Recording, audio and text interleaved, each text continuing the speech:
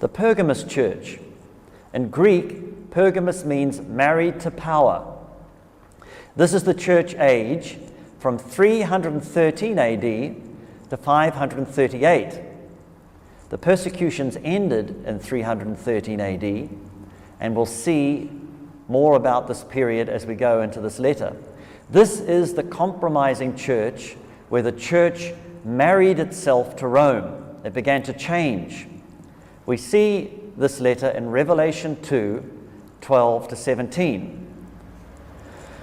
The points I want to bring out from this letter are, it says, where Satan's throne is, Antipas, my witness, my faithful one, where Satan dwells, who holds the teaching of Balaam, who taught Balak to throw a stumbling block before the children of Israel, to eat things sacrificed to idols and to commit sexual immorality, who hold to the teaching of the Nicolaitans.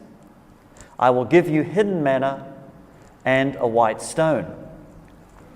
We're going to look at Pergamos locally in 96 AD. We're going to look at Pergamos dispensationally from 313 to 538 AD. And we're going to look at Pergamos Christians today.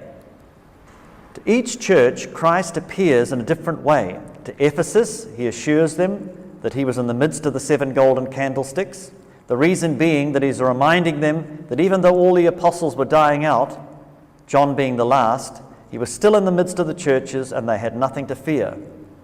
To Smyrna, he came as the one who had died and was risen again. Now he comes as the one with a sword in his hand.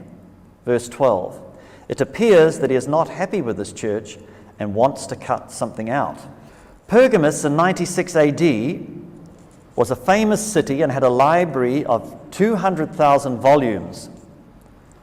Parchment was first perfected in this city. This was the capital before Ephesus. There were 4 major cults in this city: the worship of Zeus, Athena, Dionysus, and Asclepius.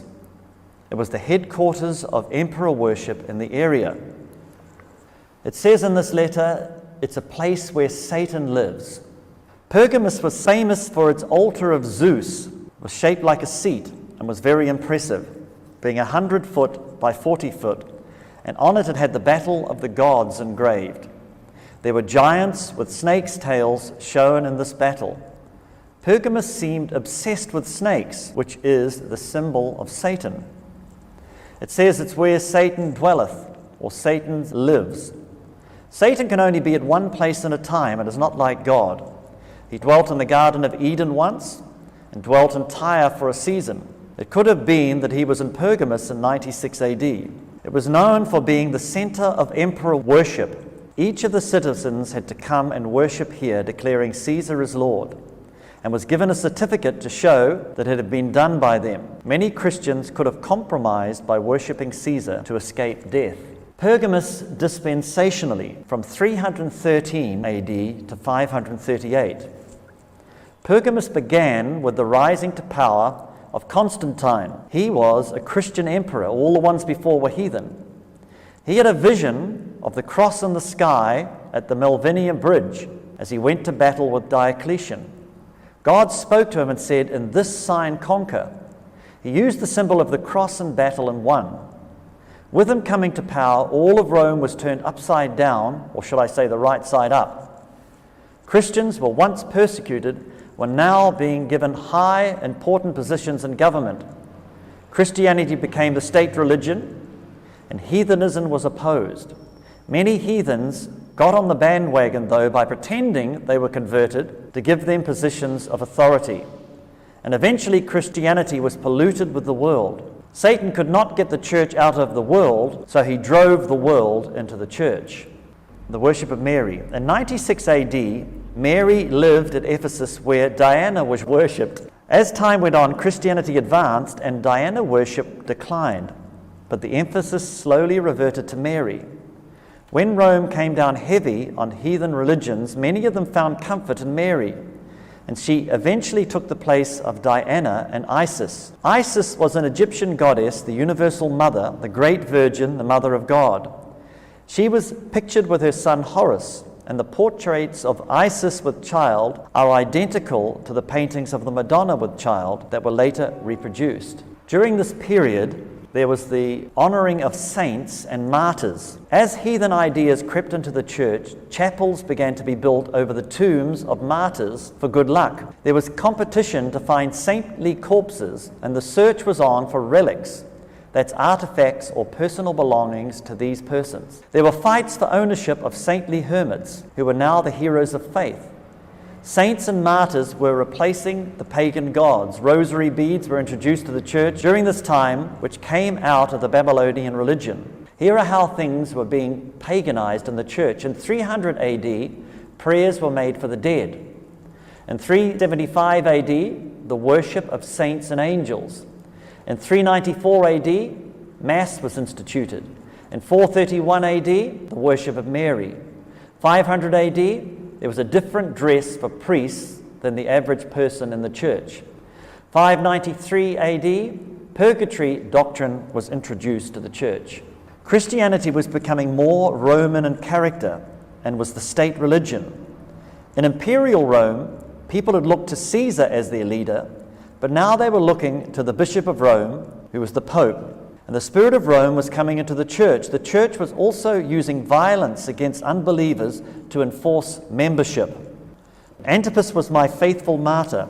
No one by this name has been traced during this time, but it could be symbolic of those faithful ones who were opposing the changes that were taking place in the church.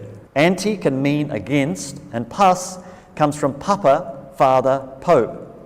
Paul had warned about this happening.